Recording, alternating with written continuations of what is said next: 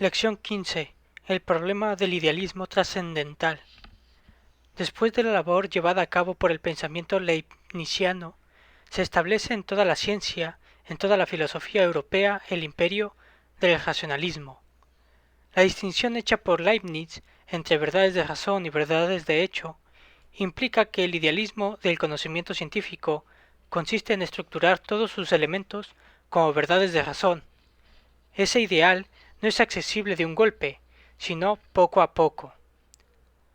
El idealismo del racionalismo consiste, pues, en que el conocimiento humano llegue a estructurarse del mismo modo como lo está la matemática, como lo está la geometría, el álgebra, la aritmética, etc.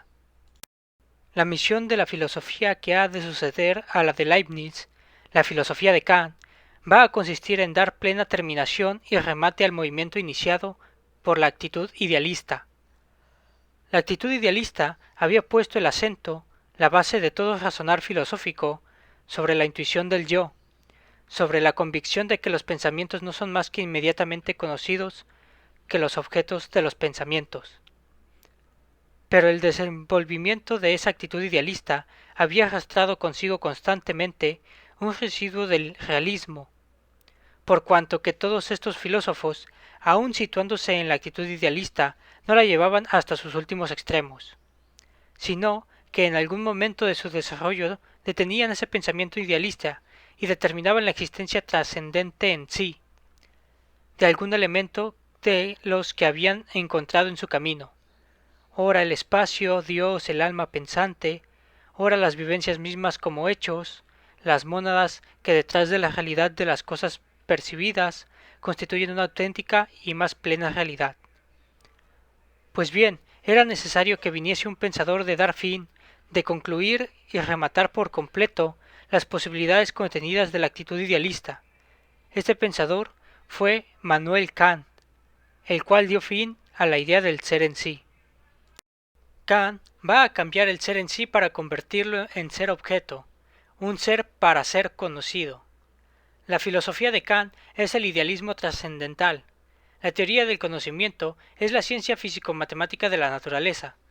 Dicha ciencia se compone de juicios cuyos juicios son enunciaciones objetivas acerca de algo. Existen juicios analíticos y juicios sintéticos. Los analíticos, el predicado está contenido en el concepto del sujeto. El juicio consiste en un sujeto lógico del cual se dice algo y en un predicado que es lo que se dice de ese sujeto. Todo juicio es reductible a la fórmula S es P.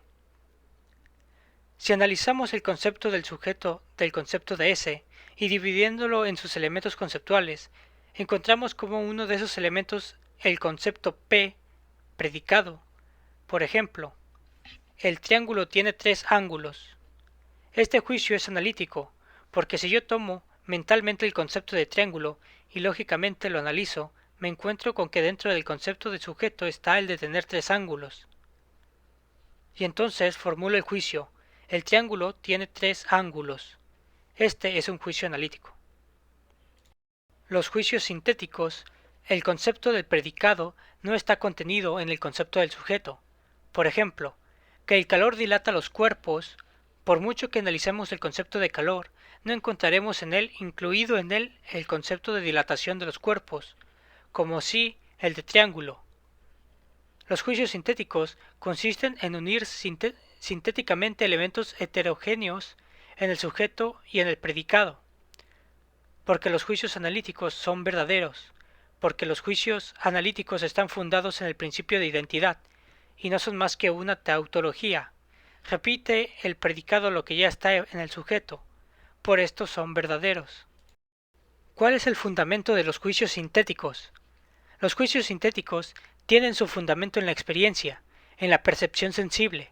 Si yo puedo decir con verdad que el calor dilata los cuerpos, como no puede ser que lo diga lo extraiga del concepto de calor, puesto que la dilatación del cuerpo si no está contenida en el concepto de calor, no puede ser otra razón sino porque experimento yo mismo, porque yo mismo la percepción sensible de que, cuando caliento un cuerpo, este cuerpo se hace más voluminoso.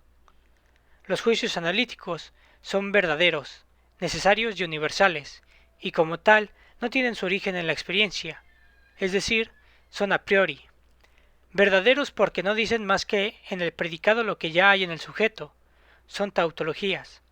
Universales porque son tautológicos, y esa tautología es independiente del tiempo y el lugar. Necesarios, puesto que no pueden ser de otro modo. No puede un triángulo que no tenga tres ángulos.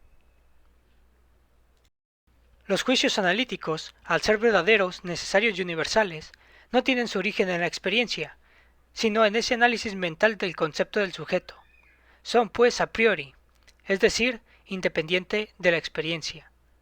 Los juicios sintéticos están basados en la percepción sensible, y dicha percepción se verifica en un lugar, en el aquí y ahora, puesto que están basados en la experiencia. Son juicios particulares y contingentes, particulares porque su verdad está restringida, constreñida al ahora y al aquí, contingentes porque lo contrario es posible. Lo mismo pudiera ser que el calor en vez de dilatar los cuerpos los contrajera. No habría más que cambiar los signos positivos en negativos, en las dimensiones donde entra el claro. Son, pues, a posteriori. ¿Cuál de estas dos clases de juicios son las que constituyen el conocimiento científico, físico, matemático? La ciencia no son ni juicios sintéticos ni analíticos, tienen que ser sintéticos, sin experiencia y a priori. Kant tiene que demostrar la existencia de los juicios sintéticos a priori. Lo hace con matemáticas. Por ejemplo, la línea recta es la más corta entre dos puntos. Vamos a ver si es un juicio analítico. ¿Cuál es el sujeto? La línea recta. ¿Qué contiene la línea recta? Analicemos el sujeto de la línea recta. ¿Encontramos en el concepto de recta incluido algo que nos parezca a la magnitud? ¿A la cantidad? No. La línea recta significa una línea cuyos puntos están todos en la misma dirección. Si yo digo, la línea recta es una línea cuyos puntos están en la misma dirección, entonces habré dicho un juicio analítico. Pero si digo que la línea recta es la más corta entre dos puntos, entonces en el predicado pongo un concepto en el concepto de corto, concepto de magnitud, el cual no se halla en el concepto de recta. ¿Cómo puede ser sintético? Puesto que se ve por intuición que la línea recta es la más corta entre dos puntos. Cuando decimos en mecánica racional que en todo movimiento que se transmite de un cuerpo a otro, la acción es igual a la reacción, ¿no es este un juicio sintético? La ley de inercia y demás leyes del movimiento que Galileo concibió. ¿Cómo las concibió? Pues como él mismo decía, mente concipio. Apartó de sus ojos toda experiencia sensible y concibió con los ojos cerrados un espacio, un móvil en ese espacio, y de esa pura concepción fue por pura intuición directa sacando las leyes del movimiento. Dentro de Kant, de la crítica de la razón pura, estudió tres preguntas. ¿Cómo son posibles los juicios sintéticos a priori en las matemáticas, en la física y en la metafísica? En la metafísica, ¿no son a priori los que Descartes formuló demostrando la existencia de Dios?